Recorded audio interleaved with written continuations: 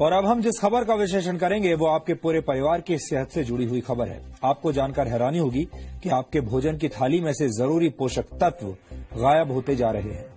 यानी आप जो खाना खा रहे हैं उससे आपका पेट तो भर सकता है लेकिन पोषण नहीं हो सकता। नेशनल इंस्टीट्यूट ऑफ न्यूट्रिशन ने इसी वर्ष एक फूड कॉम्पोजिशन टेबल तैयार किया है, जिसके आधार पर इंडियन डायटिक एसोसिएशन यानी आईडीए ने भारतीय थाली से जुड़ा एक रिसर्च किया। इस रिसर्च के मुताबिक पिछले 30 वर्षों से भारतीय भोजन की ताकत और उसके पोषक तत्व लगातार कम हो रहे हैं। आपने अक्सर बड़े बुजुर्गों को ये कहते हुए सुना होगा कि पुराने जमाने में भोजन की बात ही कुछ और हुआ करती थी।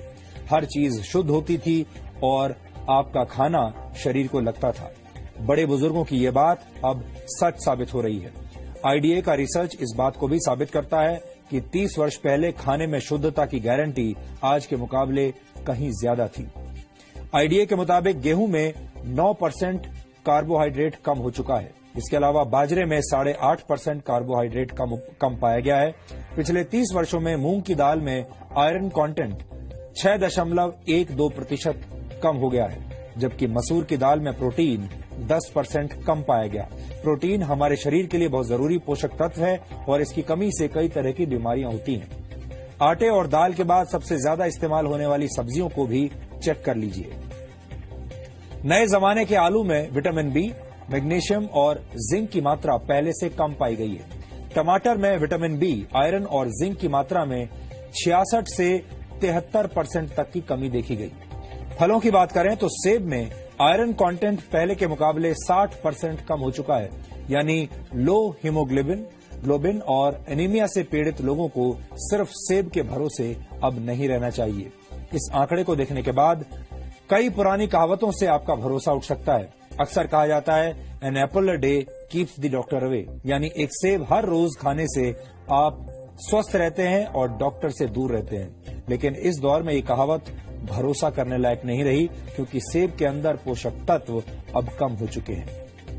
आईडीए ने इस रिसर्च को तैयार करने में नेशनल इंस्टीट्यूट ऑफ न्यूट्रिशन के फूड कॉम्पोजिशन टेबल का इस्तेमाल किया है। एनआईएन ने 528 तरह के खाद्य पदार्थों में मौजूद 151 पोषक तत्वों की जांच की है। इस इंस्टीट्यूट ने 30 साल पहले भी एक फूड कॉम्पोजिशन टेबल तैयार किया था और उस समय के खाद्य पदार्थों में न्यूट्रिशनल वैल्यू आज की तुलना में काफी ज्यादा थी।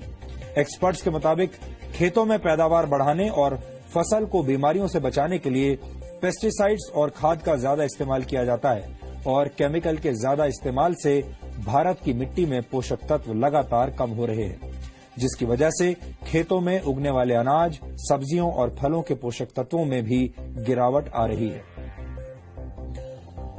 भारत की मिट्टी में जिंक की मात्रा 43% कम हो गई है। इसी तरह बोरॉन 18.3%, आयरन 12.1%, मैग्नीशियम 5.6% और कॉपर 5.4% कम हो गया है। जाहिर है, जब फसल को पैदा करने वाले खेतों में ही पोषक तत्व कम होंगे तो खाने पीने की चीजों में न्यूट्रिशनल वैल्यू भी कम मिलेगी। इस रिसर्च के मुताबिक ऐसे अनाज, फल और सब्जियां खाने की वजह से आपकी सेहत पर अब फर्क पड़ रहा है, असर पड़ रहा है। आपका शरीर कमजोर बुनियाद वाली उस इमारत की तरह है जिसमें हमेशा रोगों की आशंका बनी रहती है। भारत एक उभरती हुई आर्थिक शक्ति है। भारत दुनिया का सबसे युवा देश है। एनएसएसओ के मुताबिक भारत की कुल जनसंख्या में 47 करोड़ से भी ज्यादा लोग कामकाजी हैं, लेकिन भारत धीरे धीरे बीमार और थके हुए लोगों का देश बनता जा रहा है। दिसंबर 2015 में आई द लैंसेट की एक रिपोर्ट के मुताबिक सेहत के मामले में 5 ब्रिक्स देशों में भारत सबसे नीचे है। ब्रिक्स देशों में भारत के अलावा ब्राजील, रशिया, चीन और साउथ अफ्रीका शामिल है। 2013 में पूरी दुनिया में बीमार लोगों की कुल संख्या में से 20% भारतीय थे। भारत में इस वक्त 7 करोड़ लोग डायबिटीज के शिकार हैं और डायबिटीज के मरीजों की संख्या के मामले में भारत चीन के बाद दूसरे नंबर पर है। वर्ल्ड कांग्रेस ऑफ कार्डियोलॉजी के मुताबिक सन 2020 तक भारत में होने वाली 40% मौतें दिल से संबंधित बीमारियों की वजह से होंगी। भारत में हर 10 में से एक व्यक्ति किडनी की बीमारी से पीड़ित है और ज्यादातर लोगों को इसका पता तब चलता है जब उनकी किडनी 60% तक बेकार हो चुकी होती है। ये सारी बातें सुनकर आप चिंतित जरूर हो रहे होंगे। आप सोच रहे होंगे कि एक तरफ भारत के लोग बीमार हो रहे हैं और दूसरी तरफ हमारे भोजन के अंदर मौजूद पोषक तत्व भी कम हो रहे हैं। ये एक तरह से दोहरी मार है।